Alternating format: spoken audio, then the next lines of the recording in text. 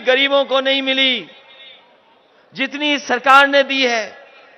वो तस्वीरें कौन भूल जाएगा जिस समय लॉकडाउन लगा था और हमारे मजदूर भाइयों को दूसरी जगह से आना पड़ रहा था, जो दूसरे प्रदेश में काम कर रहे थे, उन प्रदेशों से जब लौट करके आए तो ऐसी तस्वीरें कभी नहीं देखी होंगी किसी ने।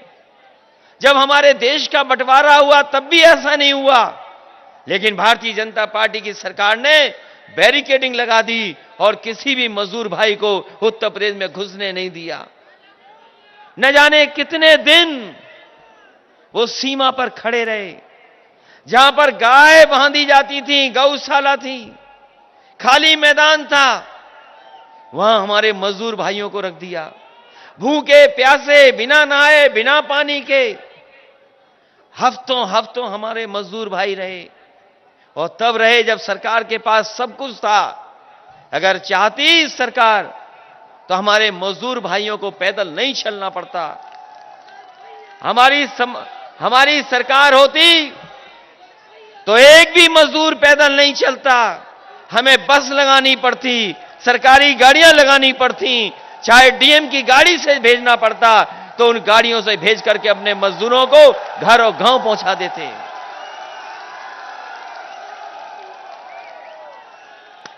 ऐसी तस्वीर और ऐसी खबर दुनिया में नहीं आई होगी जैसी ललितपुर के एक बार आई थी।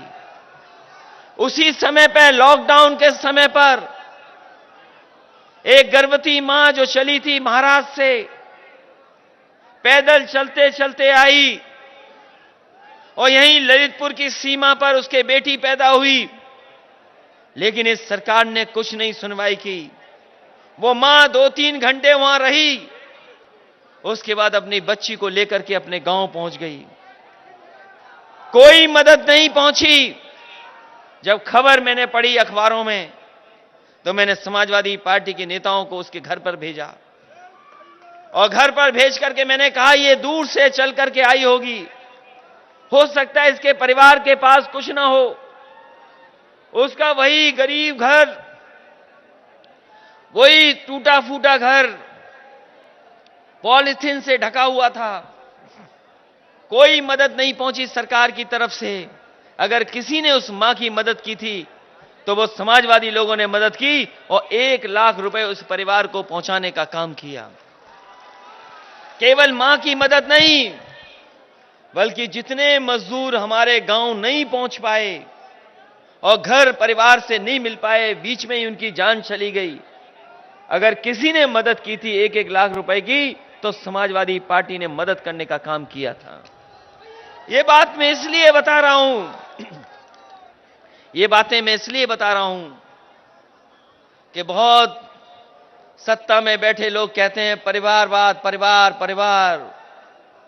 मैं आपसे कहना चाहता हूं, जिनके परिवार होते हैं वही परिवार वालों का दुख समझ सकते हैं। जिनका परिवार नहीं है वो परिवार वालों का दुख नहीं समझ सकते। और ये हमें नहीं लगता कि योगी मुख्यमंत्री हैं, योगी नहीं है, ये मुख्यमंत्री योगी नहीं है। ये योगी वही होता है जो दूसरे का अपना दुख समझे। हमने तो यही पढ़ा है गीता में कि जो दूसरे का दुख अपना समझे वही योगी है। बताओ ये मुख्यमंत्री योगी हैं कि नहीं हैं? ये मुख्यमंत्री योगी हैं कि नहीं हैं? और उत्तर प्रदेश को क्या बना दिया इन्होंने? कहा था ललितपुर में कि हवाई पट्टी बन जाएगी, हवाई अड्डा बन जाएगा। कभी आए होंगे बुंदेलखंड में तो कह के गए कि हवाई अड्डा बन जाएगा। बताओ ललितपुर के लोगों, गरीब लोग हो, पहनने को चप्पल भी नहीं होगी। ये कहा था इन्होंने कि हवाई चप्पल पहनने वाला हवाई जहाज पे चलेगा। और अगर आप आंख खोलोगे, ध्यान से अखबार पढ़ोगे, तो अब तो इन्होंने हवाई जहाज भी बेच दिए हैं, और हवाई जहाज जहां खड़े होते हैं वो हवाई अड्डे भी बिक गए हैं। और महंगाई इतनी बढ़ा दी है कि अब आपकी गाड़ी और मोटरसाइकिल नहीं चल सकती है। जो हवाई जहाज में बैठाना चाहते थे चप्पल वालों को, उन्होंने डीजल पेट्रोल इतना महंगा कर दिया है कि आपकी गाड़ी नहीं चलेगी, मोटरसाइकिल नहीं चल पाएगी। 100 रुपए पार हो गया कि नहीं हो गया पेट्रोल? डीजल महंगा, पेट्रोल महंगी, हर चीज महंगी। ये कहते थे कि हम झोला लेके चले जाएंगे, झोला लेके चले जाएंगे। कभी किसी ने कहा था कि झोला लेकर के चले जाएंगे। हम गरीब लोग हैं, हम बाजार जाते हैं, अपने झोले में सब्जी, अपने झोले में सामान लेकर के आते हैं अपने परिवार वालों के लिए। इसलिए हमें पता है कि महंगाई क्या है, और ये महंगाई जानबूझ करके बढ़ाई जा रही है। अगर ये चाहते तो महंगाई रोक सकते थे, लेकिन महंगाई ये नहीं रोक रहे हैं। ये महंगाई लगातार बढ़ती चली जा रही है। और आप लोगों ने देखा है, नोटबंदी हुई तो लाइन में लग गए हम लोग। जब बीमारी आई तो दवा के लिए, ऑक्सीजन के लिए, अस्पताल में भर्ती होने के लिए लाइन में लगे, लग रहे हैं खाद के लिए।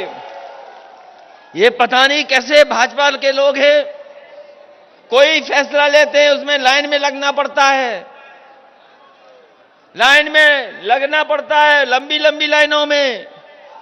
नोटबंदी हुई तो बताओ लाइन में लगे कि नहीं लगे आप? और जब दवाई की जरूरत थी तो आपको लाइन में लगना पड़ा कि नहीं लगना पड़ा?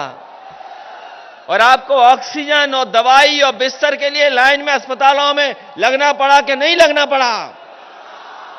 इसलिए ललितपुर वालों, मन बना लो, इस बार लाइन में लग करके एक एक वोट इनके खिलाफ डाल देना। इनकी लाइन का पता नहीं लगेगा कहां चले गए ये लोग।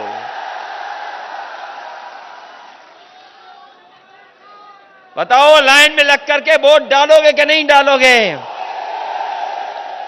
और यहां तो किसानों की जान चली गई। कोई सोच सकता है कि खाद के लिए किसान निकले हों, खाद न मिली हो, उन्हें जान देनी पड़ी हो? दुनिया में ऐसा कहीं नहीं है कि जहां पर किसानों को इतनी तकलीफों का सामना करना पड़ रहा हो। आज किसान के सामने संकट है, दो फसल नहीं पैदा कर पा रहा है, खेत को पानी नहीं, घर को प्यास नहीं, प्यास के लिए पानी नहीं है। इसलिए समाजवादी पार्टी के लोग